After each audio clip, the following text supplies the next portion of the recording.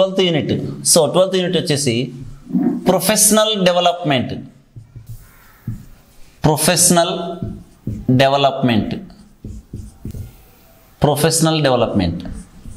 So professional development of a teacher. ఒక teacher ప్రొఫెషనల్గా develop కావాలంటే ఏం చేయాలి? So professional development of a teacher వచ్చేసి సో 4 టెక్నిక్స్ను ఉపయోగించి ప్రొఫెషనల్గా డెవలప్ కావచ్చు. సో ఏమేమి అంటే interaction with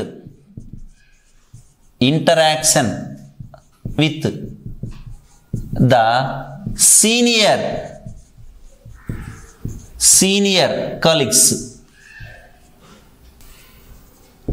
Interaction with the senior colleagues. Next, formation of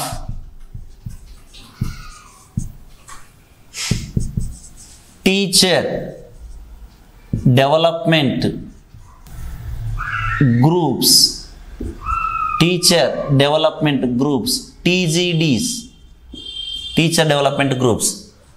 Next, action research.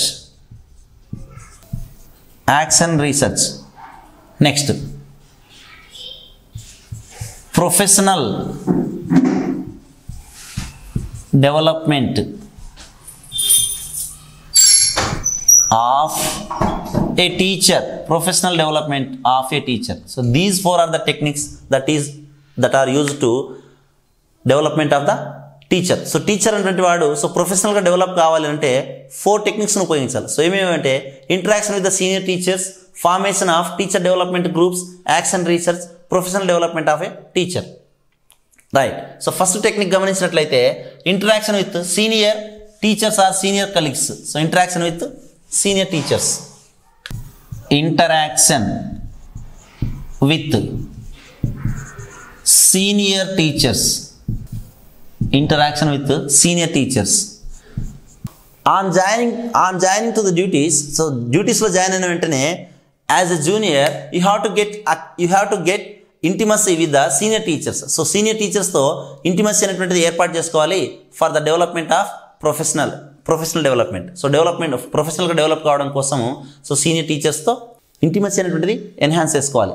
Right. So ఆ విధంగా ఎన్హాన్స్ చేసుకోవడం వలన what are the uses? So ఏమేమి ఉపయోగాలు ఉంటాయంటే you learn how to control the class, how to control the class, how to deliver the lesson effectively.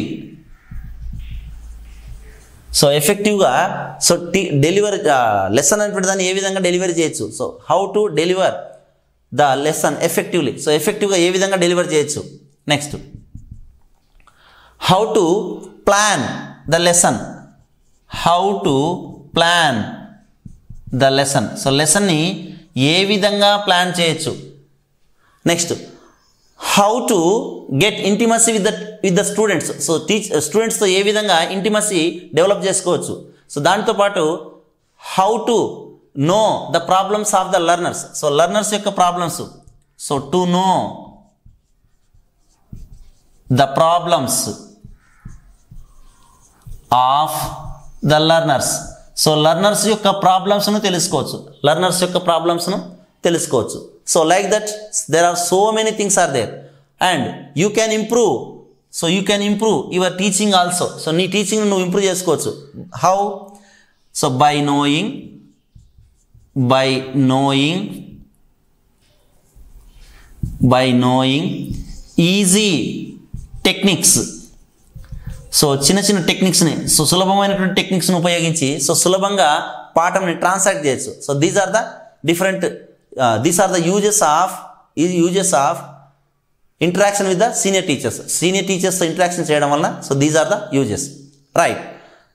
ఈ విధంగా senior teachers ఎప్పుడైతే మనకు హెల్ప్ చేస్తారో ఇటువంటి తోటి కలీగ్స్తో మనము సపోర్ట్ తీసుకోవడం ద్వారా సో సెల్ఫ్గా ప్రొఫెషనల్గా డెవలప్ కావడం కోసం ఉపయోగపడుతుంది. సో దీన్నే మనం ఏమంటామంటే peer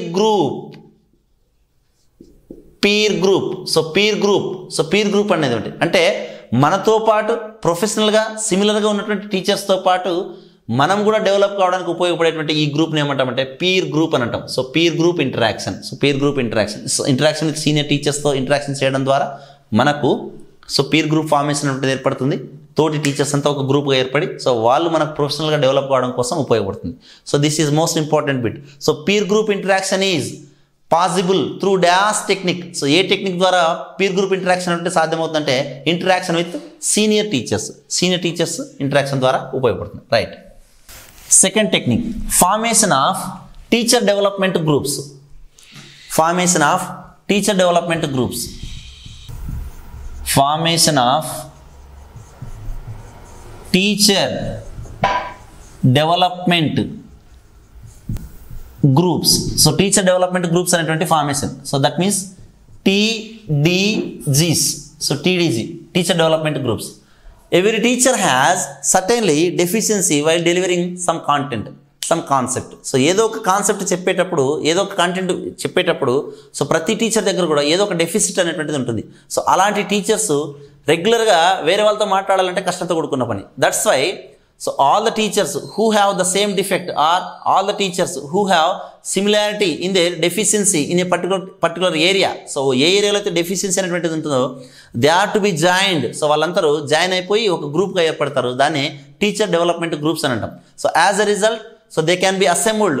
so once a month or once a week. So వీక్లో ఒకసారి కానీ లేకపోతే మంత్లో ఒకసారి కానీ అసెంబుల్ అయిపోయి they can discuss their problems. So ఇక్కడ ప్రాబ్లమ్స్ అంటే we deal about only their professional problems, not personal problems. Professional problems. So professional problems గురించి డిస్కషన్ చేయడానికి ఉపయోగపడేటువంటిదే టీచర్ డెవలప్మెంట్ గ్రూప్స్.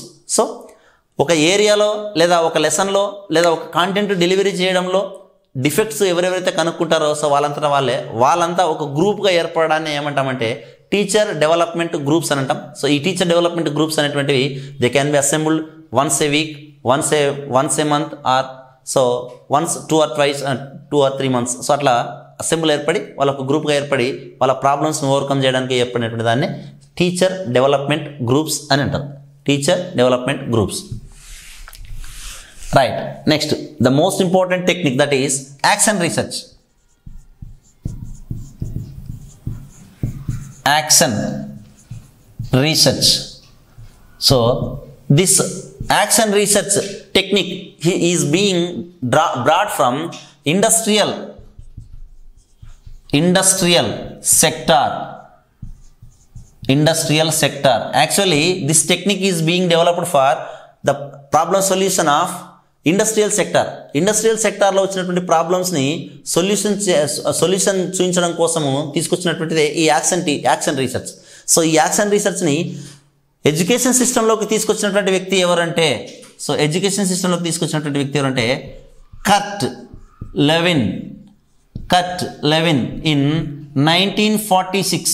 సో 1946లో కర్ట్ లెవిన్ అనేటువంటి ఆయన ఈ యాక్షన్ రీసెర్చ్ అనేటువంటి కాన్సెప్ట్ను ఎడ్యుకేషన్ సిస్టంలోకి తీసుకొచ్చినాడు. Actually it is being derived from industrial sector నుంచి ఎడ్యుకేషన్ సిస్టంలోకి వచ్చింది. సో యాక్షన్ రీసెర్చ్ అనేటువంటిది it is a continuous and cyclic process.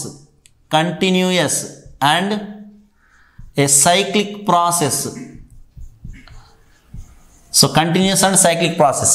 Action research అనేటువంటిది continuous and cyclic process. So ఇటువంటి యాక్షన్ రీసెర్చ్ అనేటువంటిది ఎడ్యుకేషన్ సిస్టంలో ఏ విధంగా ఉపయోగపడుతున్న విషయాన్ని చూద్దాం.